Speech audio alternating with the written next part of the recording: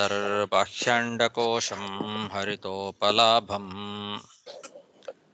ತರ್ಕಾಭಯೇತಂ ಧಿಶರ್ವಪೂರ್ವಗೀರ್ವಾಣವಿಜ್ಞಾನದಮಾನತೋऽಸ್ಮಿ ಪ್ರಥಮೋ ಹನುಮಾನ್ನಾಮ ದ್ವಿತೀಯೋ ಭೀಮಯೇವ ಚ ಪೂರ್ಣಪ್ರಜ್ಞಸ್ತೃತೀಯಸ್ತು ಭಗವತ್ಕಾರ್ಯಸಾಧಕಃ ಬುದ್ಧಿರ್ಬಲಂ ಯಶೋಧೈರ್ಯಂ ನಿರ್ಭಯತ್ವಂ ಅರೋಗತಾ ಅಜಾಡ್ಯಂ ವಾಕ್ಪಟುತ್ವಂಚ ಹನುಮತ್ ಸ್ಮರಣಾದ್ ಭವೇತ್. ಪೃಥ್ವೀಮಂಡಲಮಧ್ಯಸ್ಥಾಃ ಪೂರ್ಣಬೋಧಮತಾನುಗಾಃ ವೈಷ್ಣವಾ ವಿಷ್ಣುಹೃದಯಾಃ ತಾನ್ನಮಸ್ಯೆ ಗುರುನ್ ಮಮ. ಜನ್ಮಾದ್ಯಸ್ಯ ಯತೋನ್ಮಯಾದಿತರತಶ್ಚಾರ್ಥೇಷ್ವಭಿಜ್ಞಸ್ವರಾಟ್ ತೇನೇ ಬ್ರಹ್ಮಹೃದಾಯ ಆದಿಕವಯೇ ಮುಖ್ಯಂ ತಿಯಂ ಸೂರಯಃ. ತೇಜೋ ವಾರಿಮೃದಾಂ ಯಥಾ ವಿನಿಮಯೋ ಯತ್ರ ತ್ರಿಸರ್ಗೋ ಮೃಷಾ ಧಾಮ್ನಾ ಸ್ವೇನ ಸದಾ ನಿರಸ್ತಕುಹಕಂ ಸತ್ಯಂ ಪರಂ ಧೀಮಹಿ. ಸೃಷ್ಟಿಸ್ಥಿತ್ಯಪ್ಯೇಹಾನೇತಿದೃಶಿತಮೋ ಬಂಧಮೋಕ್ಷಾಶ್ಚ ಯಸ್ಮಾತ್ ಅಸ್ಯ ಶ್ರೀಬ್ರಹ್ಮರುದ್ರಪ್ರಭೃತಿಸುರನರದ್ವೇಷಶತ್ರುತ್ಮಕಸ್ಯ ವಿಷ್ಣೋರ್ವ್ಯಸ್ತಾಃ ಸಮಸ್ತಾಃ ಸಕಲಗುಣನಿಧಿಃ ಸರ್ವದೋಷವ್ಯಪೇತಃ ಪೂರ್ಣಾನಂದೋ ವ್ಯಯೋ ಯೋ ಗುರುರಪಿ ಪರಮಃ ಚಿಂತಯೇತಂ ಮಹಾಂತಂ. ಯಂ ಪ್ರವ್ರಜन्तಮನುಪೇತಮಪೇತಕೃತ್ಯಂ ದ್ವೈಪಾಯನೋ ವಿರಹಕಾತರ ಆಜುಹಾವ. ಪುತ್ರೇತಿ ತನ್ಮಯತಯಾ ತರವೋಪಿ ನೇದುಃ ತಂ ಸರ್ವಭೂತಹೃದಯಂ ಮುನಿಮಾನತೋಸ್ಮಿ. ಶ್ರೀಗುರುಭ್ಯೋ ನಮಃ. ಹರಿ ಓಂ.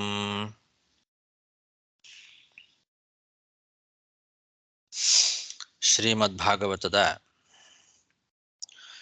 ಪಂಚಮ ಸ್ಕಂಧದ 5ನೇ ಅಧ್ಯಾಯ. ಅದರಲ್ಲಿ ಇವತ್ತು 6ನೇ ಶ್ಲೋಕ.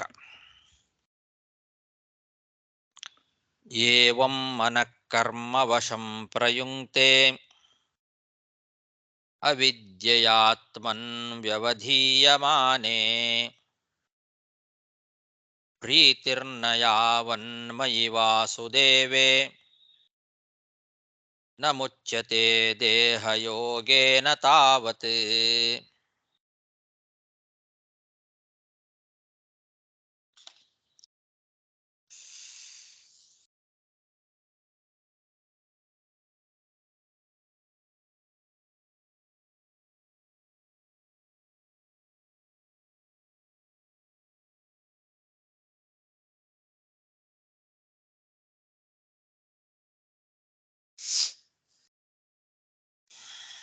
ಭಗವಂತ ತನ್ನ ಮಕ್ಕಳಿಗೆ ಉಪದೇಶವನ್ನು ಮಾಡ್ತಾ ಇದ್ದಾನೆ. ವೃಷಭ, ಜೀವ ಅವನು ಅಜ್ಞಾನದಲ್ಲಿ ಮುಳುಗಿ ನಾನೇ ಸ್ವತಂತ್ರ ಅಂತ ಎಲ್ಲಿವರೆಗೂ ತಿಳ್ಕೊಳ್ತಾನೋ ಅಲ್ಲಿವರೆಗೂ ಈ ಸಂಸಾರ ಅಂತನ್ನೋದು ಅವನಿಗೆ ಹೋಗೋದಿಲ್ಲ. ಸಂಸಾರದಲ್ಲೇ ಮುಳುಗಿರ್ತಾನೆ. ಭಗವಂತನ ಸ್ವಾತಂತ್ರ್ಯದ ಅಜ್ಞಾನ,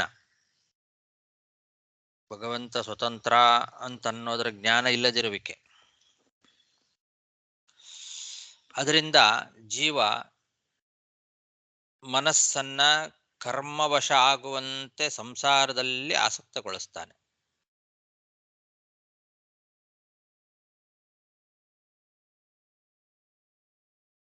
ಭಗವಂತ ಎಲ್ಲರ ಒಳಗೆ ಅಂತರ್ಯಾಮಿಯಾಗಿ ಇದ್ದಾನೆ.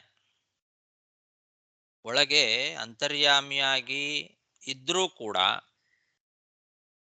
ಗೊತ್ತಾಗೋದಿಲ್ಲ. ಅವ್ಯಕ್ತವಾಗಿ ದೂರ ಇರುವವನಂತೆ ಇದ್ದಾನೆ, ಆದರೆ ಎಲ್ಲರ ಅಂತರ್ಯಾಮಿಯಾಗಿ ಒಳಗೆ ಇದ್ದಾನೆ. ಅಂತಹ ಆ ಭಗವಂತನಲ್ಲಿ, ಅಂದರೆ ನನ್ನಲ್ಲಿ ಅಂತ ಹೇಳ್ತಾ ಇದ್ದಾನೆ, ವಾಸುದೇವನಾದಂತಹ ನನ್ನಲ್ಲಿ, ಮಯಿ ವಾಸುದೇವೇ ಮಯಿ ಯಾವತ್ ಪ್ರೀತಿ ನ, ಅಂತರ್ಯಾಮಿಯಾಗಿ ಎಲ್ಲರ ಒಳಗೆ ಇರುವಂತಹ ನನ್ನಲ್ಲಿ ಎಲ್ಲಿವರೆಗೆ ಭಕ್ತಿ ಉಂಟಾಗೋದಿಲ್ವೋ ಅಲ್ಲಿವರೆಗೆ ಈ ದೇಹ ಬಂಧನ ಅಂತನ್ನೋದು ಜೀವನಿಗೆ ಹೋಗೋದಿಲ್ಲ. ಇದರಿಂದ ಮೋಕ್ಷ. ಈ ದೇಹ ಯೋಗೇನ ನ ಮುಚ್ಯತೆ. ಈ ದೇಹದ ಯೋಗ ಏನಿದೆ, ದೇಹದ ಬಂಧನ, ಈ ಬಂಧನದಿಂದ ಅವನು ಮುಕ್ತನಾಗೋದಿಲ್ಲ ಅಂತ. ಅವಿದ್ಯೆಯ ಆತ್ಮನ್ ವ್ಯವಧೀಯಮಾನೇ ಅಂತ.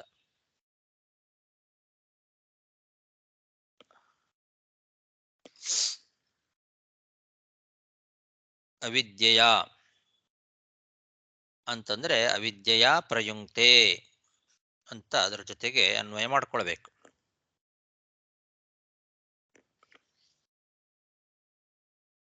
ಏವಂ ಮನಃ ಕರ್ಮವಶಂ ಪ್ರಯುಕ್ತೆ ಅವಿದ್ಯೆಯ ಅಂತಿದೆಲ್ಲ, ಅದನ್ನು ಅವಿದ್ಯೆಯ ಪ್ರಯುಕ್ತೆ ಅಂತ ಅದರ ಜೊತೆಗೆ ಅನ್ವಯ ಮಾಡ್ಕೊಳ್ಬೇಕು. ಅವಿದ್ಯೆಯಿಂದ ಜೀವ ಮನಸ್ಸನ್ನ ಕರ್ಮವಶವಾಗುವಂತೆ ಈ ಸಂಸಾರದ ಒಳಗೆ ಆಸಕ್ತಿಗೊಳಿಸ್ತಾನೆ ಅಂತ ಹಾಗೆ ಅರ್ಥ. ಅದಕ್ಕೆ ಇಲ್ಲಿಯೂ ಕೂಡ ಬೇರೆ ವ್ಯಾಖ್ಯಾನಕಾರರು ಪಾಠ ವ್ಯತ್ಯಾಸ ಇಟ್ಕೊಂಡಿದ್ದಾರೆ. ಅವಿದ್ಯೆಯಾತ್ಮನ್ ವ್ಯವಧೀಯಮಾನೆ ಅಂತೇನಿದೆ, ಅದರ ಬದಲು ಅವರು ಅವಿದ್ಯೆಯಾತ್ಮನ್ ಉಪಧೀಯಮಾನೆ ಅಂತ ಪಾಠ ಇಟ್ಕೊಂಡಿದ್ದಾರೆ. ಅವಿದ್ಯೆಯಾತ್ಮನ್ ಉಪಧೀಯಮಾನೆ ಅಂತ ಇಟ್ಟುಕೊಂಡು ಆತ್ಮನನ್ನ ಅವಿದ್ಯೆ ಆಚ್ಛಾದನೆ ಮಾಡುವಾಗ ಕರ್ಮ ಮನಸ್ಸನ್ನ ಕರ್ಮಾಸಕ್ತವಾಗಿ ಮಾಡುತ್ತೆ.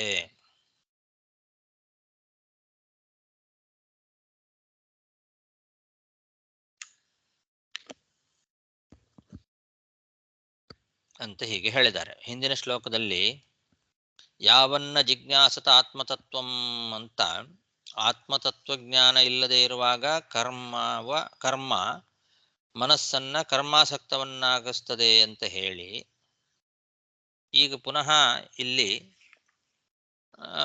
ಅದನ್ನೇ ಹೇಳಿದರೆ, ಆತ್ಮನನ್ನ ಅವಿದ್ಯೆ ಆಚ್ಛಾದನೆ ಮಾಡುವಾಗ ಕರ್ಮ ಮನಸ್ಸನ್ನ ಕರ್ಮಾಸಕ್ತವಾಗಿ ಮಾಡ್ತದೆ ಅಂತ ಅದನ್ನೇ ಹೇಳಿದರೆ ಪುನರುಕ್ತಿ. ಉಪಧೀಯಮಾನೆ ಅಂತ ಅವ್ರೇನು ಪಾಠ ಇಟ್ಕೊಂಡಿದ್ದಾರೆ, ಅದು ಅಲ್ಲಿ ಒಂದು ವರ್ತಮಾನಾರ್ಥಕ ಶಾನಚ್ ಪ್ರತ್ಯಯ. ಉಪಧೀಯಮಾನ ಅನ್ನೋದು ಶಾನಚ್ ಪ್ರತ್ಯಯ. ಅದರಿಂದ ಅವಿದ್ಯೆ ಆತ್ಮನನ್ನ ಆಚ್ಛಾದನೆ ಮಾಡುತ್ತಿರುವಾಗ ಅನ್ನೋ ಅರ್ಥ ಕೊಡೋದಿಲ್ಲ. ಅದು ವರ್ತಮಾನ ಅರ್ಥವನ್ನು ಹೇಳ್ತಿದೆ ಶಾನಚ್ ಪ್ರತ್ಯಯ ಯಾವಾಗಲೂ.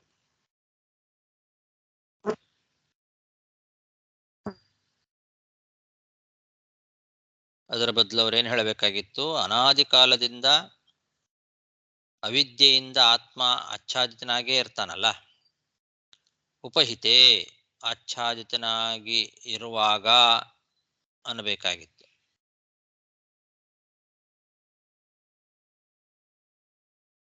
ಮತ್ತೆ ಆಚ್ಛಾದನವನ್ನು ಹೇಳೋ ಅವಶ್ಯಕತೆನೂ ಇಲ್ಲ.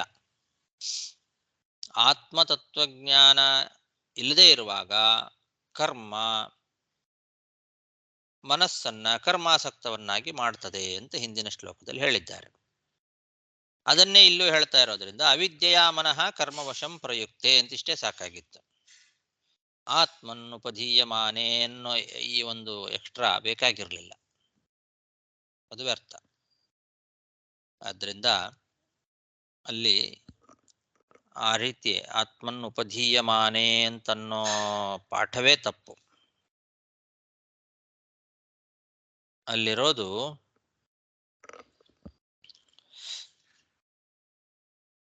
ಆತ್ಮನ್ ವ್ಯವಧೀಯಮಾನೆ ಅಂತಾನೆ ಇರೋದು. ಅವಿದ್ಯೆಯಾತ್ಮನ್ ವ್ಯವಧೀಯಮಾನೆ ಅಂತ. ಆತ್ಮನ್ ಅನ್ನೋದನ್ನ ಮಯಿ ವಾಸುದೇವೆ ಅನ್ನೋಲ್ಲಿಗೆ ವಿಶೇಷಣವಾಗಿ ಅನ್ವಯ ಮಾಡ್ಕೋಬೇಕು. ಆತ್ಮನ್ ಅಂದ್ರೆ ಬಿಂಬರೂಪನಾದ, ಅಂದ್ರೆ ಬಿಂಬದ ಬಿಂಬನಾಗಿ ಸಮೀಪದಲ್ಲೇ ಇದ್ರೂ ಕೂಡ ಅವ್ಯಕ್ತ ಸ್ವಭಾವನಾದ್ದರಿಂದ ವ್ಯವಧೀಯಮಾನೆ ದೂರದಲ್ಲಿರೋನಂತೆ ಇರ್ತೇನೆ ಅಂತರ್ಥ. ಎಲ್ಲರ ಅಂತರ್ಯಾಮಿಯಾಗಿ ಬಿಂಬರೂಪಿಯಾಗಿ ನಾನು ಸಮೀಪದಲ್ಲೇ ಇದ್ರೂ ಕೂಡ ವ್ಯವಧೀಯಮಾನೆ ದೂರದಲ್ಲಿರುವವನಂತೆ ಇರ್ತೇನೆ. ಯಾಕೆ? ಅವ್ಯಕ್ತ ಸ್ವಭಾವನಾದ್ದರಿಂದ. ಅಂತಹ ವಾಸುದೇವನಾದ ನನ್ನಲ್ಲಿ ಅಂತ ವೃಷಭ ಹೇಳ್ಕೊಳ್ತಾ ಇದ್ದಾನೆ. ಅಂತಹ ವೃಷಭದೇವನಲ್ಲಿ ಭಕ್ತಿಯನ್ನ ಮಾಡದೆ ಎಲ್ಲಿವರೆಗೂ ಮಾಡೋದಿಲ್ವೋ ಭಕ್ತಿಯನ್ನ ಅಲ್ಲಿ ತನಕ ಮುಕ್ತಿ ಇಲ್ಲ ಅಂತ ಈ ರೀತಿ ಅರ್ಥ. ಅದಕ್ಕೆ ಈ ರೀತಿ ಅರ್ಥ ಮಾಡಿಬಿಟ್ರೆ ಆವಾಗ ಪುನರುಕ್ತಿಯೂ ಇಲ್ಲ. ಹಿಂದಿನ ಶ್ಲೋಕದಲ್ಲಿ ಹೇಳಿದ್ದನ್ನೇ ಹೇಳಿದಂತೆ ಆಯಿತು ಅಂತನ್ನೋ ಪುನರುಕ್ತಿಯೂ ಇಲ್ಲ. ಅಪರೋಕ್ಷ ಆಗೋದಕ್ಕಿಂತ ಮೊದಲು ಬಂಧಕ ಕರ್ಮ ಇರೋದರಿಂದ ಅದು ಸಂಸಾರಕ್ಕೆ ಮೂಲ ಕಾರಣ ಅಂತ ಹಿಂದಿನ ಶ್ಲೋಕದಲ್ಲಿ ಹೇಳಿದೆ.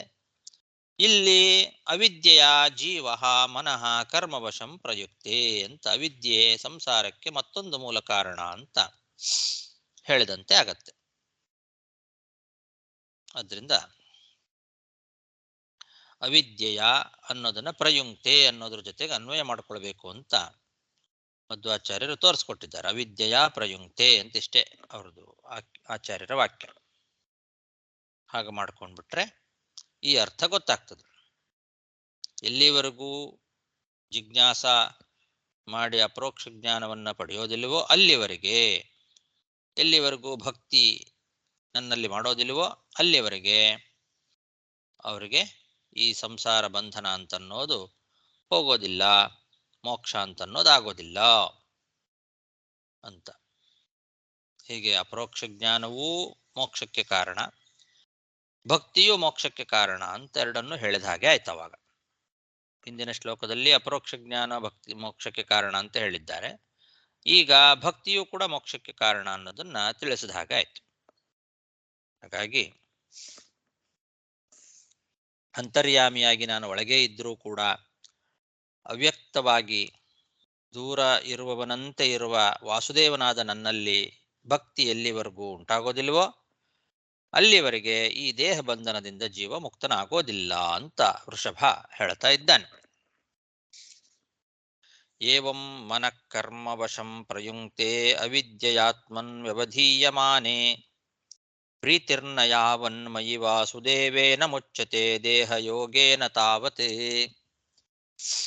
ಯದಾನುಪಶ್ಯತ್ಯ ಯಥಾ ಗುಣೇಹಾಂ ಸ್ವಾರ್ಥೇ ಪ್ರಮತ್ತಃ ಸಹಸಾ ವಿಪಶ್ಚಿತೆ ಗತಸ್ಮೃತಿರ್ವಿಂದತಿ ತತ್ರ ತಾಪಾನ್ ಆಸಾದ್ಯ ಮೈಥುನ್ಯಮರಾ ಅಮಗಾರಮಗ್ನ್ಯಃ ಆಸಾದ್ಯ ಮೈಥುನ್ಯಮಗಾರಮಗ್ನ್ಯಃ. ಆಚಾರ್ಯ ಅಲ್ಲಿ ಮಾಗಾರ ಅಂತ ಕೊಟ್ಟಿದ್ದಾರೆ ನಮ್ಮ ಪುಸ್ತಕದಲ್ಲಿ. ಅಸಾಧ್ಯ ಮೈಥುನ್ಯಮಗಾರಮಗ್ನ್ಯಃ.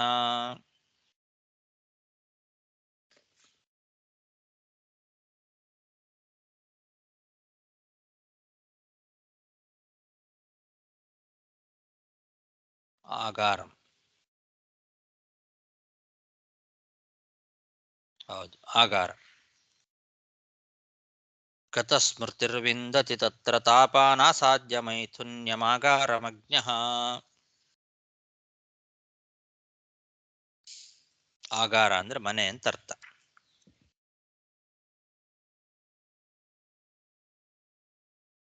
ಅಗಾರ ಅಂದ್ರೂ ಅದೇ ಅರ್ಥ.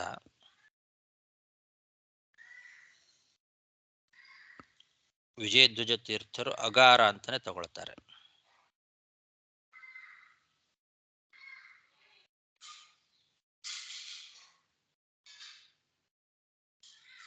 ಅಗಾರಂ ಗೃಹಂ ಆಸಾದ್ಯ ತತ್ರ ಗೃಹೇ ತಾಪಾನ್ ವಿಂದತಿ ಅಂತ. ಸ್ತ್ರೀ ಪುಂ ಸಂಬಂಧ ಯೋಗ್ಯಂ ಅಗಾರಂ ಅಂತ ವಿಜಯಧ್ವಜ ತೀರ್ಥರ ವ್ಯಾಖ್ಯಾನದಲ್ಲಿದೆ.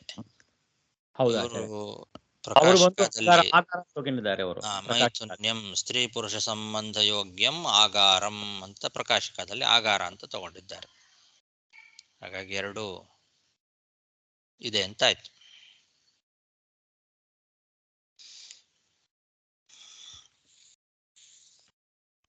ಈ ಜೀವ ಏನ್ ಮಾಡ್ತಾನೆ, ಜ್ಞಾನ ಇಲ್ಲದೆ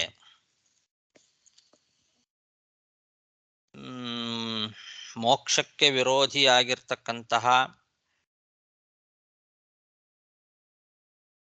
ವಿಷಯ ಪದಾರ್ಥದ ಆಸಕ್ತಿ ಏನಿದೆ ಅದನ್ನೇ ಸಾಧನ ಅಂತ ತಿಳ್ಕೊಳ್ತಾನಲ್ಲ.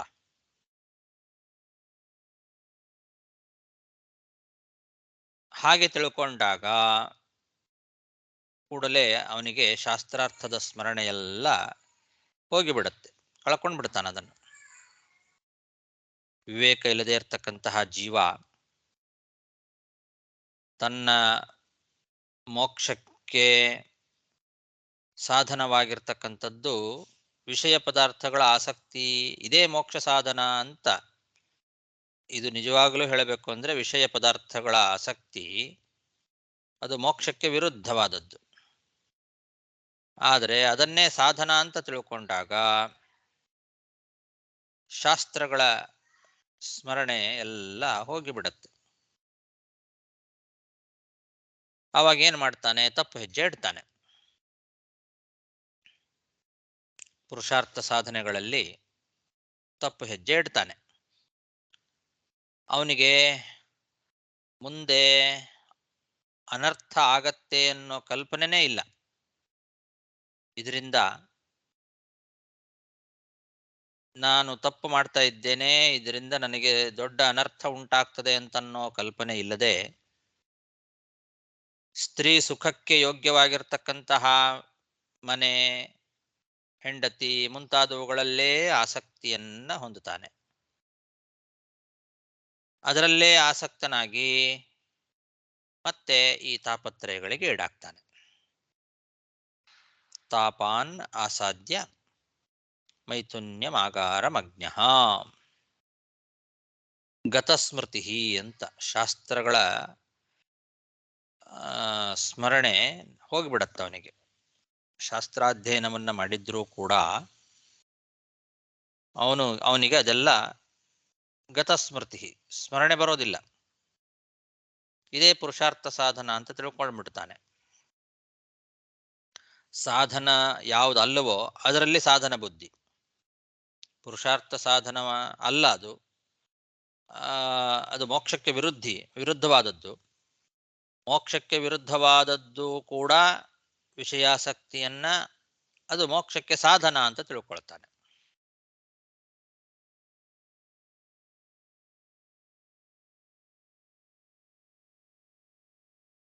ಅಯಥಾ ಗುಣ ಈಹ.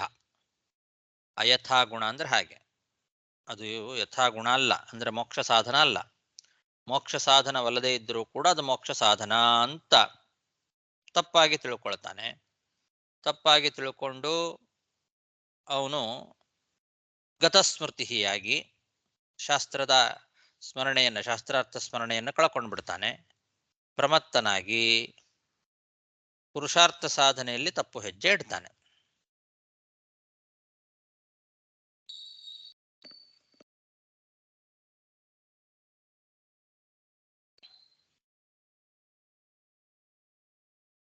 ಇದನ್ನೇ ಸಾಧನ, ಇದೇ ಪುರುಷಾರ್ಥ ಅಂತ ತಿಳ್ಕೊಂಡು, ಇದರಲ್ಲೇ ಸುಖ ಇದೆ ಅಂತ ತಿಳ್ಕೊಂಡು ಅಜ್ಞಾನಿಯಾಗಿ ಮೈಥುನ್ಯಂ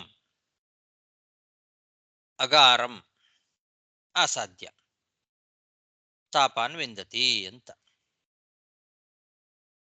ಈ ಮೈಥುನ್ಯ, ಅಗಾರ ಅಂದ್ರೆ ಸ್ತ್ರೀ ಪುರುಷ ಸಂಪರ್ಕ ಮತ್ತು ಮನೆ ಮೊದಲಾದವುಗಳಲ್ಲಿ ಆಸಕ್ತಿಯನ್ನು ಇಡ್ತಾನೆ.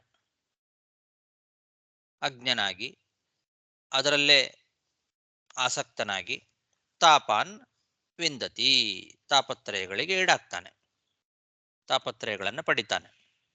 ಇದು ಅವನಿಗೆ ಅಜ್ಞ. ಇದರಿಂದ ಮುಂದೆ ಇದರ ಪರಿಣಾಮ ನನಗೆ ಅನರ್ಥ ಆಗತ್ತೆ ಅನ್ನೋ ಕಲ್ಪನೆನೇ ಇರೋದಿಲ್ಲ. ಹಾಗೆ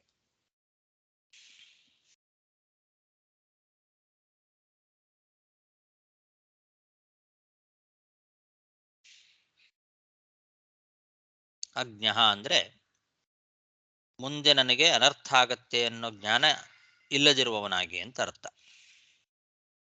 ಅಜ್ಞನಾಗಿ ಅಂದರೆ ಇದರಿಂದ ನನಗೆ ಮುಂದೆ ಅನರ್ಥ ಆಗತ್ತೆ ಅನ್ನೋ ಜ್ಞಾನವಿಲ್ಲದೆ ಅವನು ಇದರಲ್ಲೇ ಮುಳುಗ್ತಾನೆ.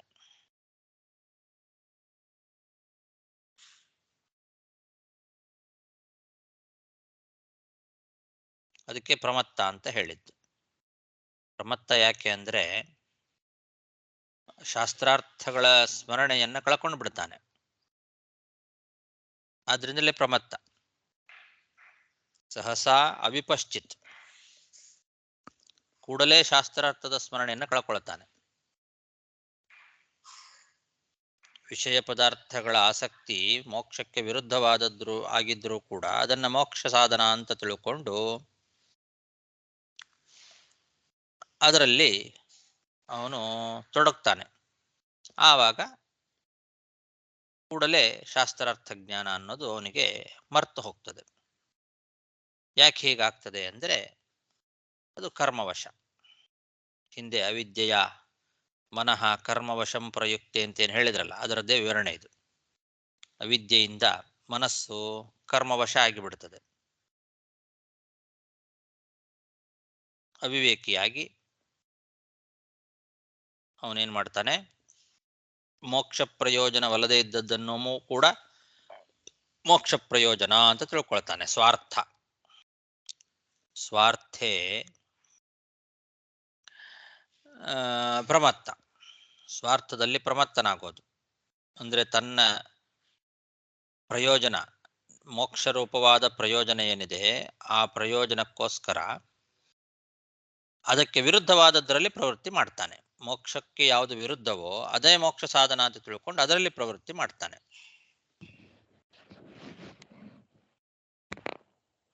ಇದು ತನ್ನ ಪ್ರಮತ್ತತೆಯಿಂದ ಆಗೋದು.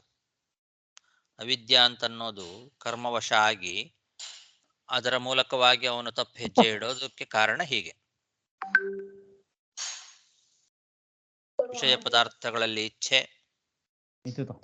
ಅದರಲ್ಲೇ ಆಸಕ್ತಿ, ಅದರಿಂದ ಮೋಕ್ಷ ಸಾಧನವಲ್ಲದೆ ಇದ್ದದ್ದನ್ನು ಕೂಡ ಮೋಕ್ಷ ಸಾಧನ ಅಂತ ತಿಳ್ಕೊಂಡು ಅದರಲ್ಲಿ ತಪ್ಪು ಹೆಜ್ಜೆ ಇಟ್ಟು ಮುಂದೆ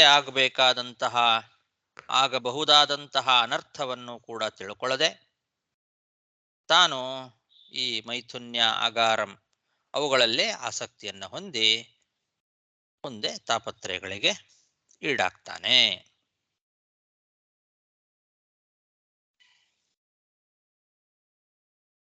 ಅಂತಿಷ್ಟರ್ಥ. ಯದಾನುಪಶ್ಯತ್ಯಯಥಾ ಗುಣೇಹಾಂ ಸ್ವಾರ್ಥೇ ಪ್ರಮತ್ತಃ ಸಹಸಾ ವಿಪಶ್ಚಿತ್ ಗತಸ್ಮೃತಿರ್ವಿಂದತಿ ತತ್ರ ತಾಪಾನ್ ಆಸಾದ್ಯ ಮೈಥುನ್ಯಮಗಾರಮಜ್ಞಃ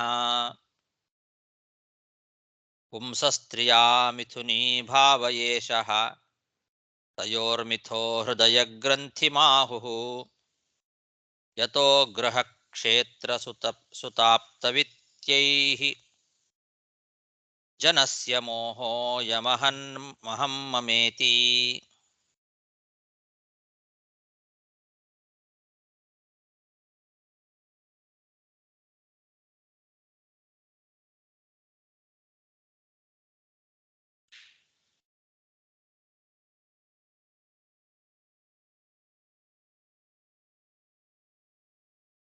ಪುರುಷನಿಗೆ ಪುಂಸಃ ಸ್ತ್ರೀಯ ಮಿಥುನೀ ಭಾವ, ಈ ಪುರುಷನಿಗೆ ಸ್ತ್ರೀಯಿಂದ ಆಗುವ ಸಮಾಗಮ ಏನಿದೆ ಇದು ಪರಸ್ಪರವಾಗಿ ಅವರ ಮನಸ್ಸುಗಳನ್ನ ಒಂದು ಸೇರಿಸಿ ಅದು ಒಂದು ಮಾಡುವಂತಹ, ಬಂಧನ ಮಾಡುವಂತಹ ಒಂದು ಪಾಶ. ಹಗ್ಗದಿಂದ ಬೇರೆ ಬೇರೆ ಅಲ್ಲಲ್ಲಿ ಇರ್ತಕ್ಕಂತಹ ಪದಾರ್ಥಗಳನ್ನ ತಗೊಂಡು ಬಂದು ಒಂದು ಕಡೆ ಜೋಡಿಸಿ ಹಗ್ಗದಿಂದ ಕಟ್ಟಿ ಹಾಕಿದ್ರೆ ಅದು ಹೇಗೆ ಒಂದಾಗತ್ತೋ, ಬೇರೆ ಬೇರೆ ಕಡೆಯಲ್ಲಿದ್ದದ್ದು ಹೇಗೆ ಒಂದಾಗತ್ತಲ್ಲ, ಹಾಗೆ ಮನಸ್ಸನ್ನ ಸೇರಿಸಿ ಒಂದು ಮಾಡುವಂತಹ ಒಂದು ಪಾಶ ಇದು. ಪರಸ್ಪರ ಸ್ತ್ರೀ ಪುರುಷ ಸಮಾಗಮ ಅಂತನ್ನೋದು ಅವರಿಬ್ಬರ ಮನಸ್ಸನ್ನ ಒಂದು ಮಾಡುವಂತಹ ಒಂದು ಪಾಶ. ಹೃದಯ ಗ್ರಂಥಿಂ ಆಹುಹು, ಹೃದಯ ಗ್ರಂಥಿ ಅದು ಒಂದು ಹಗ್ಗ, ಹೃದಯವನ್ನ ಕಟ್ಟಿ ಹಾಕ್ತಕ್ಕಂತಹ ಒಂದು ಹಗ್ಗ ಇದ್ದಂತೆ ಅಂತ ಹೇಳ್ತಾರೆ ಜ್ಞಾನಿಗಳು. ಹಾಗಾಗಿ ಇದರಿಂದ ಮನಸ್ಸು ಒಂದಾಯ್ತೋ,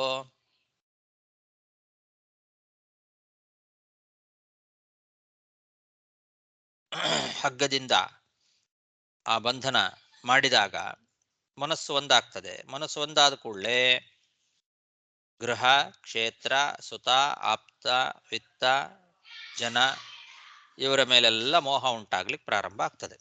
ನಾನು, ನನ್ನದು ಅನ್ನೋ ಮೋಹ. ಮನೆ, ಭೂಮಿ, ಮಕ್ಕಳು, ಬಂಧುಗಳು, ಹಣ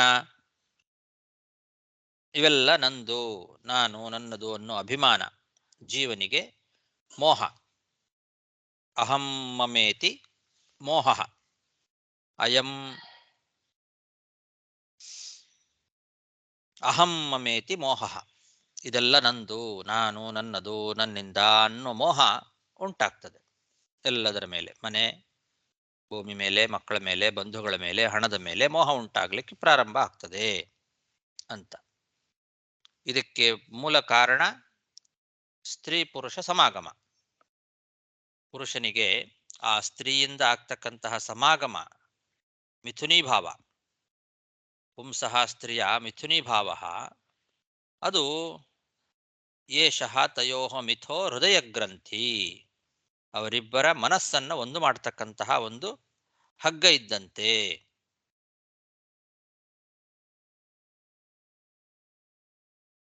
ಅಂತ. ಹಾಗಾಗಿ ಸ್ತ್ರೀ ಪುರುಷರ ಸಮಾಗಮವನ್ನೇ ಇಲ್ಲಿ ನಿಷೇಧ ಮಾಡಿದಂತೆ ಕಾಣ್ತದೆ. ಪುರುಷನಿಗೆ ಸ್ತ್ರೀಯಿಂದ ಆಗ್ತಕ್ಕಂತಹ ಸಮಾಗಮ ಅದೇನಿದೆ ಅದು ಪರಸ್ಪರ ಮನಸ್ಸನ್ನು ಒಂದು ಸೇರಿಸಿ ಬಂಧನ ಮಾಡ್ತಕ್ಕಂತಹ ಒಂದು ಗ್ರಂಥಿ ಇದ್ದ ಹಾಗೆ ಅಂತ ಆಹುಹು ಈ ರೀತಿ ಹೇಳ್ತಾರೆ. ಇದರಿಂದ ಮನಸ್ಸು ಒಂದಾಯ್ತೋ, ಮೊದಲು ಸ್ತ್ರೀ ಪುರುಷರ ಮಿಥುನಿ ಭಾವ ಆಗತ್ತೆ, ಅದರಿಂದ ಮನಸ್ಸು ಒಂದಾಗ್ತದೆ.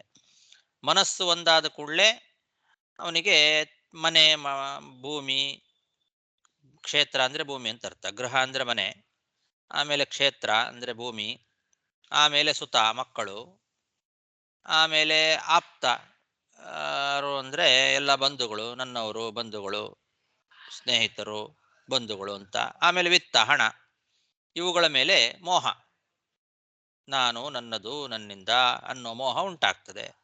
ಆ ಮೋಹದಿಂದ ಮುಂದೆ ತಾಪತ್ರಯಗಳು ಉಂಟಾಗ್ತದೆ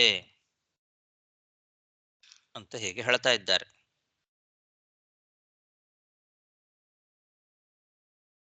ಇಲ್ಲಿ ವೃಷಭನ ಈ ಮಾತನ್ನ ಕೇಳಿದರೆ,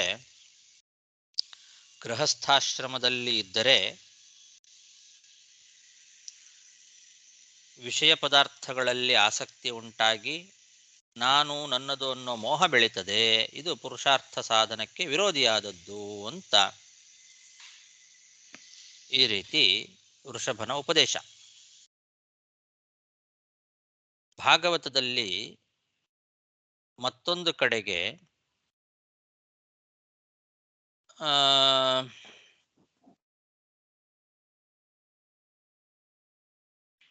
ಗೃಹಸ್ಥಾಶ್ರಮವನ್ನು ಹೊಗಳಿದ್ದಾರೆ. ಇಲ್ಲಿ ಸ್ತ್ರೀ ಪುರುಷರ ಸಮಾಗಮ ಅಂತನ್ನೋದೇ ಮೋಕ್ಷಕ್ಕೆ ವಿರೋಧಿ ಅಂತ ಹೇಳ್ತಾ ಇದ್ದಾರೆ. ಈ ಎರಡೂ ವಿಚಾರ ಮಾಡಬೇಕಾಗ್ತದೆ. ವೇದದಲ್ಲಿ ಕುಟುಂಬಿ ಶುಚೌ ದೇಶೇ ಸ್ವಾಧ್ಯಾಯ ಮಧೀಯಾನಃ ನಚ ಪುನರಾವರ್ತತೆ ಅಂತ ಒಂದು ವಾಕ್ಯ ಇದೆ. ಕುಟುಂಬಿ ಅಂತಿದೆ. ಕುಟುಂಬಿಯಾಗಿದ್ದರೂ ಕೂಡ, ಅಂದರೆ ಗೃಹಸ್ಥಾಶ್ರಮಿ ಆಗಿರ್ತಕ್ಕಂಥವನು ಒಳ್ಳೆ ಶುಚಿಯಾದ ಪ್ರದೇಶದಲ್ಲಿ ವೇದಾಧ್ಯಯನ ಮೊದಲಾದ ಕರ್ಮಗಳನ್ನು ಅನುಷ್ಠಾನ ಮಾಡಿ ಅವನು ನಚ ಪುನರಾವರ್ತತೆ, ಪುನರಾವೃತ್ತಿ ಇಲ್ಲದೆ ಇರತಕ್ಕಂತಹ ಮೋಕ್ಷವನ್ನು ಪಡಿತಾನೆ ಅಂತ ವೇದದಲ್ಲಿ ಹೇಳಿದ್ದಾರೆ. ಆದರೆ ಇಲ್ಲಿ ಗೃಹಸ್ಥಾಶ್ರಮ ಧರ್ಮವನ್ನ ಮೋಕ್ಷಕ್ಕೆ ವಿರೋಧಿ ಅಂತ ಹೇಳ್ತಾ ಇದ್ದಾರೆ. ಇಲ್ಲೇ ಭಾಗವತದಲ್ಲಿ ಹಿಂದೆ ಪ್ರಿಯವ್ರತ ರಾಜನಿಗೆ ಗೃಹಸ್ಥಾಶ್ರಮ ಅನ್ನೋದು ವಿಹಿತ, ನೀನು ಮದುವೆ ಮಾಡ್ಕೊಳ್ಬೇಕು, ಮಾಡ್ಕೊಳ್ಳೇಬೇಕು ಅನ್ನೋ ಮಾತು ಬಂದಿದೆ. ಹೀಗೆ ಪರಸ್ಪರ ವಿರುದ್ಧವಾಗಿ ಭಾಗವತ ಮಾತಾಡ್ತದಲ್ಲ ಅಂತ ಒಂದು ಪ್ರಶ್ನೆ. ಈ ಶ್ಲೋಕದಲ್ಲಂತೂ ಸ್ಪಷ್ಟವಾಗಿ ಪುಂಸಃ ಸ್ತ್ರೀಯ ಮಿಥುನೀ ಭಾವ ಏಷತಯೋರ್ಮಿಥೋ ಹೃದಯ ಗ್ರಂಥಿ ಮಾಹುಹು ಅಂತ ಹೇಳಿ, ಪುರುಷನಿಗೆ ಸ್ತ್ರೀಯಿಂದ ಆಗ್ತಕ್ಕಂತಹ ಮಿಥುನಿ ಭಾವ ಏನಿದೆ ಸಮಾಗಮ, ಅದು ಪರಸ್ಪರ ಮನಸ್ಸನ್ನ ಸೇರಿಸಿ ಬಂಧನ ಮಾಡುವಂತಹ ಒಂದು ಹಗ್ಗ ಇದ್ದಂತೆ. ಅದು ಮನಸ್ಸು ಒಂದಾದ ಕೂಡಲೇ ಯತಃ ಅವನಿಗೆ ಈ ಮನೆ, ಭೂಮಿ, ಮಕ್ಕಳು, ಬಂಧುಗಳು, ಹಣ ಇವುಗಳ ಮೇಲೆ ನಾನು ನನ್ನದು ಅನ್ನೋ ಅಭಿಮಾನ ಉಂಟಾಗ್ತದೆ. ಅದು ಬಂಧನ ಮಾಡ್ತದೆ. ಅಭಿಮಾನದಿಂದ ಮತ್ತೆ ಅವನಿಗೆ ತಾಪತ್ರಯಗಳು ಉಂಟಾಗ್ತದೆ ಅಂತ ಹೀಗೆ ಹೇಳಿದ್ದಾರೆ. ಹಾಗಾಗಿ ಎಲ್ಲದಕ್ಕೂ ಮೊದಲು ಅದಕ್ಕೆ ಕಾರಣ ಸ್ತ್ರೀ ಸಮಾಗಮ ಅಂತ, ಅದು ಮೋಕ್ಷ ವಿರೋಧಿ ಅಂತ ಸ್ಪಷ್ಟವಾಗಿ ಇಲ್ಲಿ ಹೇಳ್ತಾ ಇದ್ದಾರೆ. ಆದರೆ ಹಿಂದೆ ಪ್ರಿಯವ್ರತ ರಾಜನಿಗೆ ಉಪದೇಶ ಮಾಡುವಾಗ ಇದೇ ಭಾಗವತ ನೀನು ಗೃಹಸ್ಥಾಶ್ರಮವನ್ನು ಸ್ವೀಕಾರ ಮಾಡಲೇಬೇಕು ಅಂತ ಅಲ್ಲಿ ಹೇಳಿದ್ದಾರೆ. ವೇದದಲ್ಲೂ ಕೂಡ ಕುಟುಂಬಿ ಶುಚೌದೇಶೆ ಸ್ವಾಧ್ಯಾಯ ಮಧೀಯಾನಃ ಅಂತ ಹೇಳಿ ನಚ ಪುನರಾವರ್ತತೆ ಅಂತ ಅಲ್ಲಿ ಮೋಕ್ಷ ಹೇಳಿದ್ದಾರೆ. ಕುಟುಂಬಿಗೂ ಕೂಡ ಮೋಕ್ಷವನ್ನ, ಕುಟುಂಬಿ ಆದವನು, ಗೃಹಸ್ಥಾಶ್ರಮಿ ಆದವನು, ಅವನು ಕೂಡ ವೇದಾಧ್ಯಯನಾದಿ ಕರ್ಮಗಳನ್ನ ಶುಚಿ ದೇಶದಲ್ಲಿ ಕೂತು ಅನುಷ್ಠಾನ ಮಾಡಿದರೆ ಮೋಕ್ಷವನ್ನ ಪಡಿತಾನೆ ಅಂತ ಅಲ್ಲಿ ಹೇಳಿದ್ದಾರೆ. ಹಾಗಾಗಿ ಭಾಗವತದಲ್ಲೇ ಪರಸ್ಪರ ವಿರೋಧ ಮತ್ತು ವೇದದ ವಿರೋಧ. ಇದನ್ನು ಹೇಗೆ ಪರಿಹಾರ ಮಾಡೋದು ಅಂತ ಒಂದು ಪ್ರಶ್ನೆ ಬರ್ತದೆ. ಈ ಪ್ರಶ್ನೆಯನ್ನ ಬೇರೆ ವ್ಯಾಖ್ಯಾನಕಾರರ ಪ್ರಕಾರ ನೋಡಿದರೆ ಅವ್ರು ಯಾರೂ ಕೂಡ ಈ ಪ್ರಶ್ನೆಯನ್ನು ಮಾಡ್ಕೊಳ್ಳೋದು ಇಲ್ಲ, ಅದಕ್ಕೆ ಉತ್ತರವನ್ನು ಕೊಡುವಂತಹ ಗೌಜಿಗೆ ಹೋಗೋದೂ ಇಲ್ಲ.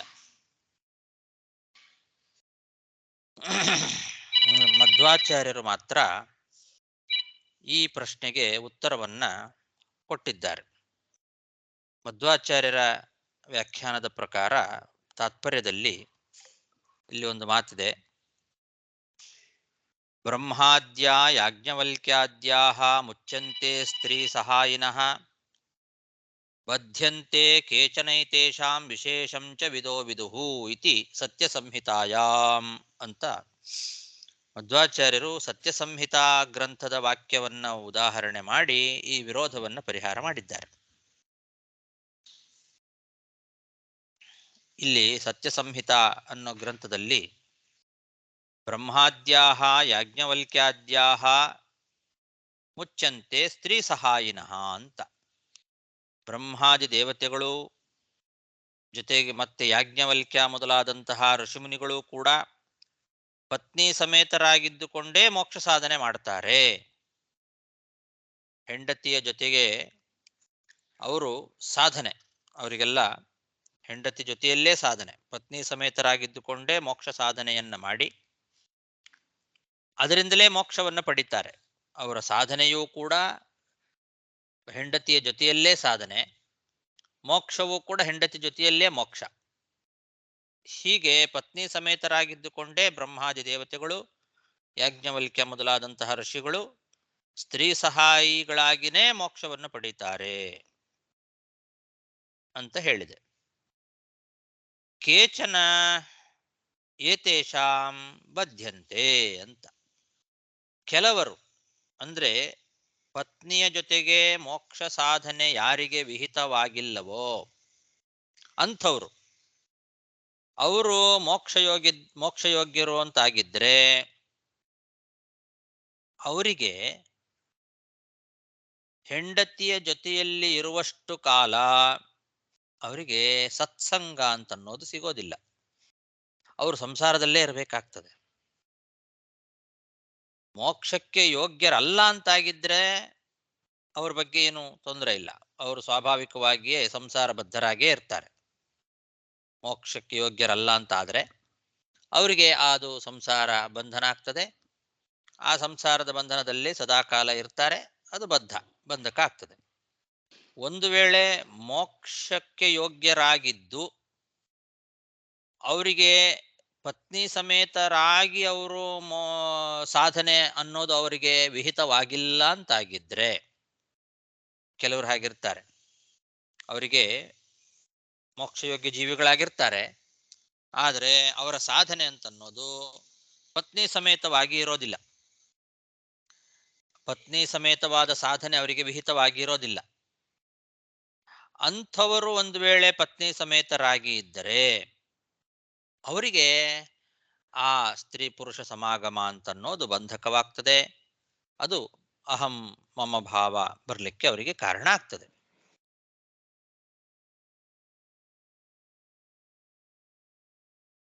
ಇದನ್ನ ನಿರ್ಣಯ ಮಾಡೋದು ಹೇಗೆ? ಯಾರಿಗೆ ಪತ್ನಿ ಸಮೇತವಾಗಿ ಸಾಧನೆ, ಯಾರಿಗೆ ಸಪತ್ನೀಕ ಸಾಧನೆ ಅಲ್ಲ, ಏಕಾಕಿಯಾಗಿ ಸಾಧನೆ ಯಾರಿಗೆ, ಸಪತ್ನೀಕರಾಗಿ ಸಾಧನೆ ಯಾರಿಗೆ ಅನ್ನೋದನ್ನು ತೀರ್ಮಾನ ಮಾಡೋದು ಹೇಗೆ ಅಂತಂದ್ರೆ ಅದು ನಮಗ್ ಗೊತ್ತಾಗೋದಿಲ್ಲ.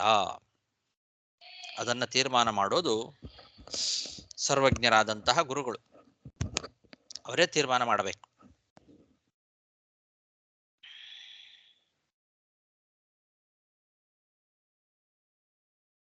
ವಿಶೇಷಂಚ ವಿದೋ ವಿದುಹು ಅಂತ ಸತ್ಯ ಸಂಹಿತಾ ವಾಕ್ಯವೇ ಅದನ್ನು ಹೇಳುತ್ತದೆ. ಈ ವಿಶೇಷ ಅಂತನ್ನೋದು ವಿದಹ ವಿದುಹು ಜ್ಞಾನಿಗಳು ಹೇಳುತ್ತಾರೆ. ಸರ್ವಜ್ಞರಾದ ಜ್ಞಾನಿಗಳಿಗೆ ಅದು ಗೊತ್ತಾಗ್ತದೆ. ಯಾರಿಗೆ ಸಪತ್ನೀಕರಾಗಿ ಸಾಧನೆ, ಯಾರಿಗೆ ಏಕಾಕಿಗಳಾಗಿ ಸಾಧನೆ, ಈ ವಿಷಯ, ಈ ವಿಶೇಷ ಅದು ವಿದೋ ವಿದುಹು. ಅದು ಜ್ಞಾನಿಗಳಾದಂತಹ ಸರ್ವಜ್ಞಾಚಾರ್ಯರು ಮೊದಲಾದವರಿಗೆ ಗೊತ್ತಾಗ್ತದೆ. ಎಲ್ರಿಗೂ ಅದು ಗೊತ್ತಾಗೋದಿಲ್ಲ. ಅಂತೂ ಯಾರಿಗೆ ಸ್ತ್ರೀ ಸಹಿತವಾಗಿ ಸಾಧನೆ ವಿಹಿತವೋ ಅವರಿಗೆ ಅಂಥವರು ಬ್ರಹ್ಮಾದಿಗಳು, ಯಾಜ್ಞವಲ್ಕ್ಯ ಮೊದಲಾದವರು ಇವರೆಲ್ಲರೂ ಸ್ತ್ರೀ ಸಹಿತರಾಗಿಯೇ ಸಾಧನೆ ಮಾಡ್ತಾರೆ. ತಮ್ಮ ತಮ್ಮ ಕುಟುಂಬ ಸಹಿತರಾಗಿ ಪತ್ನಿ ಸಮೇತರಾಗಿಯೇ ಒಟ್ಟಿಗೆ ಸಾಧನೆ, ಪತ್ನಿ ಪುರುಷ ಇಬ್ಬರಿಗೂ ಸೇರಿ ಒಟ್ಟಿಗೆ ಸಾಧನೆ, ಒಟ್ಟಿಗೆ ಮೋಕ್ಷ, ಒಟ್ಟಿಗೆ ಸಾಧನೆ ಮಾಡಿ ಒಟ್ಟಿಗೆ ಮೋಕ್ಷವನ್ನು ಪಡಿತಾರೆ. ಯಾರಿಗೆ ಸ್ತ್ರೀ ಸಹಿತರಾಗಿ ಸಾಧನೆ ವಿಹಿತವಾಗಿಲ್ವೋ ಅಂಥವ್ರು ಒಂದು ವೇಳೆ ಸ್ತ್ರೀ ಸಮೇತರಾಗಿದ್ರೆ ಅವರಿಗೆ ಅವರ ಸಾಧನೆ ಸ್ತ್ರೀ ಸಹಿತವಾಗಿ ವಿಹಿತವಾಗಿರೋದಿಲ್ಲ.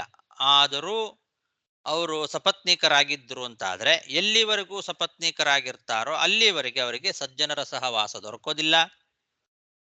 ಅವರಿಗೆ ಜಿಜ್ಞಾಸದಲ್ಲಿ ಮನಸ್ಸು ಹೋಗೋದಿಲ್ಲ. ವಿಷಯ ಪದಾರ್ಥಗಳಲ್ಲೇ ಅವರಿಗೆ ಮನಸ್ಸು ಆಸಕ್ತವಾಗ್ತದೆ. ಅದರಲ್ಲೇ ಮುಳುಗಿ ಅದು ಮತ್ತೆ ಇನ್ನೂ ಹೆಚ್ಚು ನಾನು ನನ್ನದು ಅನ್ನೋ ಅಭಿಮಾನಕ್ಕೆ ಕಾರಣವಾಗ್ತದೆ.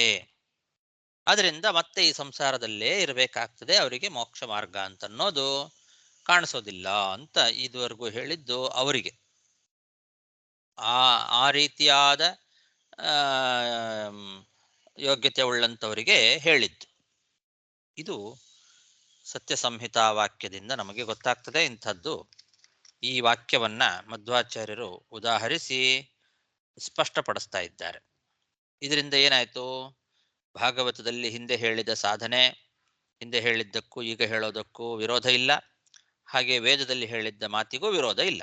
ಕುಟುಂಬಿ ಶುಚೌ ದೇಶೆ ಸ್ವಾಧ್ಯಾಯ ಮದೀಯಾನಃ ನಚ ಪುನರಾವರ್ತತೆ ಅಂತ ವೇದದಲ್ಲಿ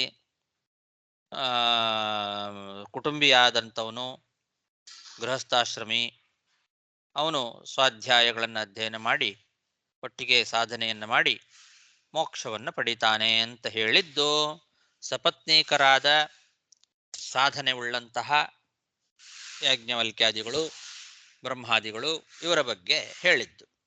ಅವರು ಹಾಗೆ ಸಾಧನೆ. ಇಲ್ಲಿ ಯಾರು ವೃಷಭ ಹೇಳ್ತಾ ಇರೋದು ಯಾರಿಗೆ ಅದು ವಿಹಿತವಲ್ಲವೋ, ಸಪತ್ನೀಕರಾದ ಸಾಧನೆ ಯಾರಿಗೆ ವಿಹಿತವಲ್ಲವೋ ಅವರ ಬಗ್ಗೆ ಹೇಳ್ತಾ ಇರೋದು. ಪುಂಸಃ ಸ್ತ್ರೀಯ ಮಿಥುನಿ ಭಾವ, ಪುರುಷನಿಗೆ ಆ ಸ್ತ್ರೀಯಿಂದ ಆಗ್ತಕ್ಕಂತಹ ಸಮಾಗಮ ಅದು ಅವರ ಮನಸ್ಸನ್ನ ಒಂದು ಸೇರಿಸುವಂತಹ ಬಂಧನಕ. ಅದು ಹಗ್ಗ ಇದ್ದ ಹಾಗೆ ಹೃದಯ ಗ್ರಂಥಿ ಅಂತ ಹೇಳ್ತಾರೆ. ಆ ರೀತಿ ಮನಸ್ಸು ಒಂದಾದಾಗ ಅವನಿಗೆ ಗೃಹ, ಕ್ಷೇತ್ರ, ಸುತ, ಆಪ್ತ, ವಿತ್ತ ಇವುಗಳ ಮೇಲೆ ನಾನು ನನ್ನದು ಅನ್ನೋ ಅಭಿಮಾನ ಉಂಟಾಗ್ತದೆ, ಮೋಹ ಉಂಟಾಗ್ತದೆ. ಆ ಮೋಹದಿಂದ ಪುನಃ ಅವನು ತಾಪತ್ರಯಗಳಲ್ಲಿ ಮುಳುಗಬೇಕಾಗ್ತದೆ ಅಂತ ಹೇಳಿದ್ದು ಯಾರಿಗೆ ಸ್ತ್ರೀ ಸಹಿತವಾಗಿ ಸಾಧನೆ ವಿಹಿತವಲ್ಲವೋ ಅಂಥವರ ಬಗ್ಗೆ ಹೇಳಿದ್ದು ಅಂತ ಈ ರೀತಿ ಮಾಡ್ಕೊಂಡ್ಬಿಟ್ರೆ ಅದಕ್ಕೂ ವಿರೋಧ ಬರೋದಿಲ್ಲ. ಪ್ರಿಯವ್ರತ ರಾಜನಿಗೆ ಹಿಂದೆ ಆಗಿದ್ದು ಇದೆ. ಅವನಿಗೆ ಸ್ತ್ರೀ ಸಮೇತನಾಗಿಯೇ ಅವನಿಗೆ ಸಾಧನೆ ವಿಹಿತವಾಗಿತ್ತು. ಆದ್ರಿಂದ ಆ ಸಾಧನೆಯನ್ನು ಅವನು ಮಾಡಲೇಬೇಕಾಗಿತ್ತು. ಅದಕ್ಕೆ ಬ್ರಹ್ಮದೇವರು ಅವನಿಗೆ ನೀನು ಮದುವೆ ಮಾಡ್ಕೊಳ್ಳೇಬೇಕು ಅಂತ ಉಪದೇಶ ಮಾಡಿದ್ದು.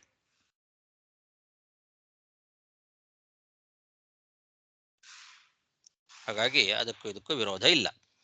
ಹೀಗೆ ಮಧ್ವಾಚಾರ್ಯರು ನಮಗೆ ಎಲ್ಲ ರೀತಿಯಲ್ಲಿ ಶಾಸ್ತ್ರಗಳ ಸರಿಯಾದ ಅಭಿಪ್ರಾಯವನ್ನು ತಿಳಿಸುವ ಮೂಲಕ ಇಷ್ಟೊಂದು ಉಪಕಾರ ಮಾಡಿದ್ದಾರೆ. ಇದರ ಬಗ್ಗೆ ಬೇರೆ ವ್ಯಾಖ್ಯಾನಕಾರರು ಯಾರು ಪ್ರಶ್ನೆಯನ್ನು ಮಾಡ್ಕೊಳ್ಳಿಲ್ಲ, ಅದಕ್ಕೆ ಉತ್ತರವನ್ನು ಕೊಡಲೋ ಇದನ್ನು ಹೋಗಲಿಲ್ಲ.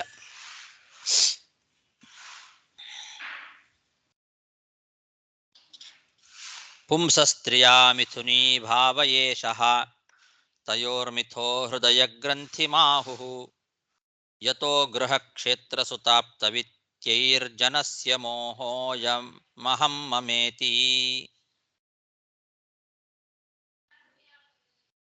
ಸಾಕು. ಶ್ರೀಕೃಷ್ಣಾರ್ಪಣಮಸ್ತು. ನಮಸ್ಕಾರ ಗುರುಗಳು.